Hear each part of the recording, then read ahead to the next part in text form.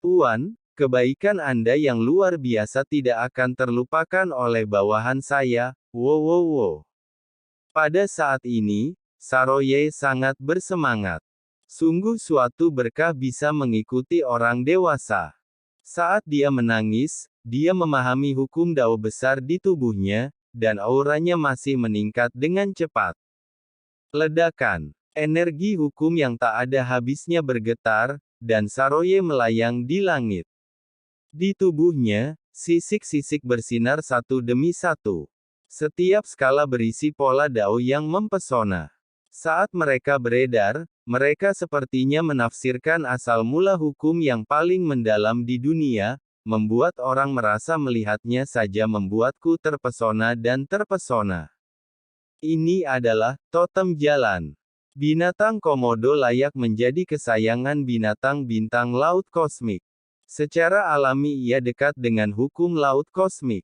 Ketika rusak melaluinya, itu dapat didukung oleh kekuatan asli laut kosmik. Melihat aura pola Dao yang luas mengalir di sekitar tubuh Saroye, banyak orang di sekitarnya terkejut dan iri. Ada alasan mengapa komodo memiliki nama yang begitu terkenal di laut kosmik. Sebagai binatang bintang teratas yang diwarisi dari laut kosmik, secara alami ia disukai oleh laut kosmik dan memiliki bakat yang luar biasa. Dalam hal melahap hati kaisar saja, kaisar kelompok etnis lain tidak bisa menirunya. Seorang kaisar normal perlu menghabiskan waktu bertahun-tahun untuk memahami, menyempurnakan, dan menyerap hati kaisar agung jika dia ingin memahami kekuatan hukum asli dari jalan besar. Namun binatang komodo tidak perlu melakukannya, mereka secara alami dekat dengan hukum alam semesta dan laut, dan memiliki kemampuan untuk menelan hati kaisar agung lainnya ke dalam tubuh mereka, dan struktur tubuh mereka secara alami dapat menyerap kekuatan jalan besar, dan mengubahnya menjadi pemahaman Tao Anda sendiri. Ini juga yang menjadi alasan utama mengapa Saroye mampu menerobos secara langsung setelah melahap hati Kaisar Meng Tuo. Di sisi berlawanan, Qin Chen tersenyum. Tipis, untuk apa Anda berterima kasih kepada saya? Semua ini adalah hasil usaha Anda sendiri. Bekerja sendiri. Tidak buruk. Qin Chen tersenyum dan berkata, sebenarnya, Anda hanya selangkah lagi dari kaisar jangka menengah. Yang kurang dari Anda hanyalah sebuah kesempatan, dan hati kaisar yang saya berikan kepada Anda hanya untuk menebus kesempatan seperti itu. Jadi kamu bisa menerobos ke alam kaisar tingkat menengah dengan begitu cepat. Dalam analisis terakhir, ini adalah hasil dari usahamu sendiri. Qin Chen berkata sambil tersenyum, tanpa usahamu sendiri, kamu tidak akan mampu menerobos tidak peduli seberapa hebat hati kaisar. Begitukah? Saroye tertegun, tapi kemudian dia menggelengkan kepalanya dengan mata tegas, tidak, Tuan, bukan seperti itu. Dia mengangkat kepalanya dengan mata tegas, saya telah melakukan perjalanan di lautan alam semesta selama bertahun-tahun dan telah melihat terlalu banyak. Saya juga telah bekerja keras untuk mengolah dan memasuki alam rahasia yang berbahaya, tetapi saya tidak pernah bisa memasuki tahap tengah alam semesta. Kaisar. Ya, saya telah memasuki tahap tengah kaisar sekarang karena upaya saya sebelumnya. Tetapi tanpa bantuan Anda, saya ingin menerobos, setidaknya itu akan memakan waktu bertahun-tahun. Mengikutimu adalah upaya terbaikku. Saroye tidak bisa menahan diri untuk tidak bergumam, tapi ada tekad yang tak tertandingi dalam suaranya. Dalam hidup, usaha terbesar adalah memilih jalan yang benar. Jika kamu mengambil jalan yang benar, kamu akan mendapatkan hasil 2 kali lipat dengan setengah usaha. Jika kamu mengambil jalan yang salah, kamu akan mendapatkan hasil 2 kali lipat dengan setengah usaha, apalagi mendapat separuh hasil dengan separuh usaha, malah bisa terjerumus ke dalam jurang kematian. Seperti kata pepatah, ketika seseorang mencapai Tao, ayam dan anjing akan naik ke surga. Bisakah ayam dan anjing naik ke surga? Pencerahan itu tidak penting, yang penting apakah orang yang diikutinya bisa mencapai pencerahan. Saroye terus bergumam, dan pikirannya tidak bisa tidak memikirkan kehidupannya di suku tersebut. Di antara seluruh grup, apakah Anda yang bekerja paling keras? Tidak, meskipun saya telah bekerja sangat keras, saya bukanlah orang yang bekerja paling keras. Masih banyak lagi hewan komodo yang bekerja lebih keras dari saya. Mereka berlatih siang dan malam, dan beberapa bakat mereka bahkan lebih baik dari saya. Namun pada akhirnya, ketika diadakan pemilihan penerus lomba, apakah mereka semua terpilih? Tidak. Melihat kembali banyaknya ahli waris suku tersebut, tidak ada satupun yang terpilih murni melalui kerja keras dan perjuangan. Beberapa binatang komodo bekerja lebih keras dan lebih keras dari saya, tetapi pada akhirnya mereka tetap kalah dari saya. Mengapa? Apa karena aku mempunyai bakat yang tinggi? Apakah karena saya punya lebih banyak prospek?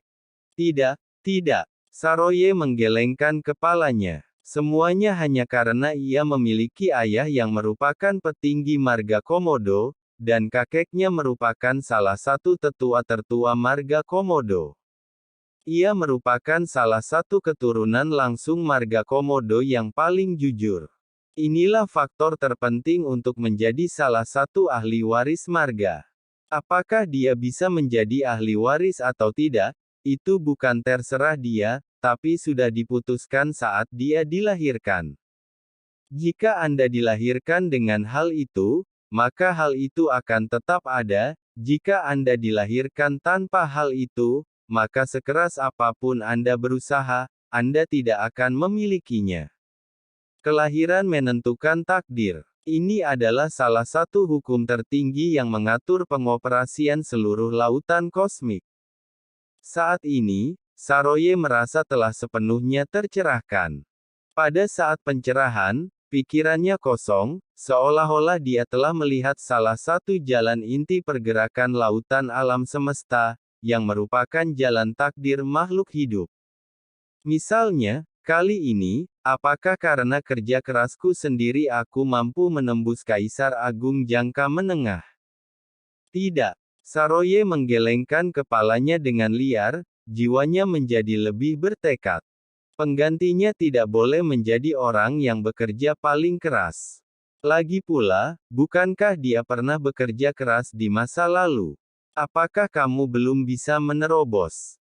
Semua perubahan nasibnya terjadi setelah ia mengikuti orang dewasa. Oleh karena itu, alasan inti mengapa Anda bisa menerobos adalah orang dewasa. Anda harus mengingat hal ini, tetapi jangan berpikir bahwa Anda benar-benar bekerja keras.